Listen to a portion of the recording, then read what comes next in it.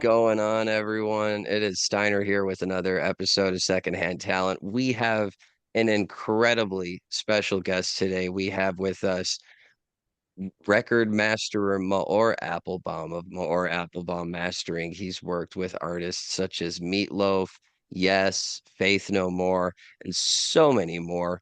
Maor, it's such a pleasure to have you on the show. Thank you for being here.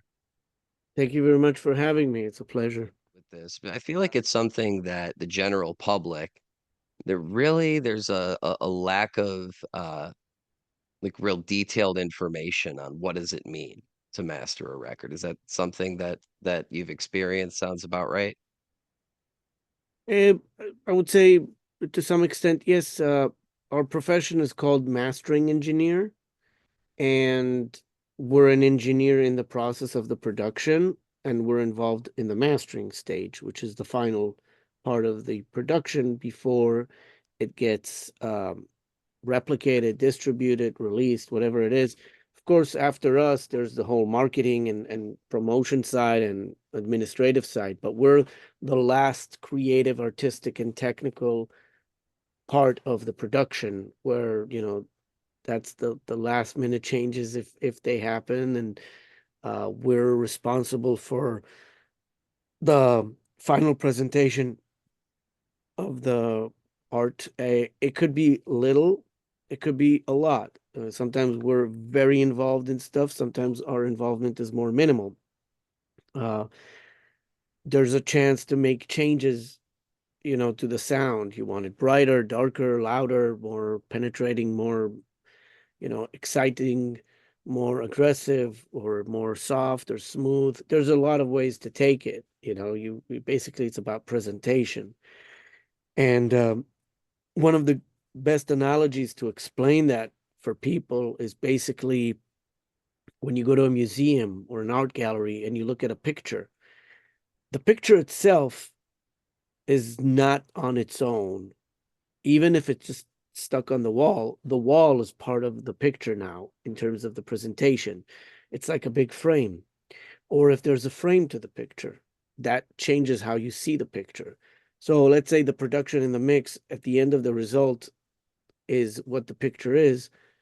The frame you put around it, either metal frame, wood frame, plastic frame, no frame, that affects how it's being looked at.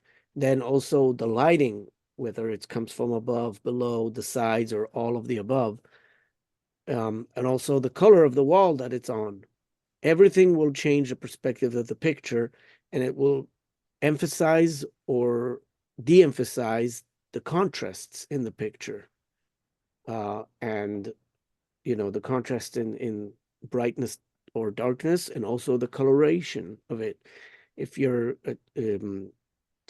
going to a certain direction with the colors, the light will emphasize that. So mastering is the art of presentation, Mm. and sometimes we need to do very little because it's really good. There's nothing to really change except a few things just to kind of frame it right. And in other cases, we need to do more things to it, um, to shape it right. So our And that involvement is on both, the creative, artistic, but also on the technical side, how it's translating outside. and that's a combination of working with your own technical process and experience, as well as like you said, it could be big, it could be small. It's what the client at the end of the day, the product that they're looking to achieve. And if I'm understanding correctly, your role is to understand and be able to operate the technology to get what they're trying to create to translate that vision into a reality. We have to remember, it's art. You're dealing with art. So even if you have technical tools to achieve that, you still have to be in the realm of art. So whatever you're taking it to any direction, it has to fit with that artistic vision, and it has to emphasize it or extend it to a degree. So the technology is basically tools of the trade, but you're really dealing with decision making, aesthetics, and understanding the vision of the artist and conveying that, or just not ruining it too. Right, either or. That's fun.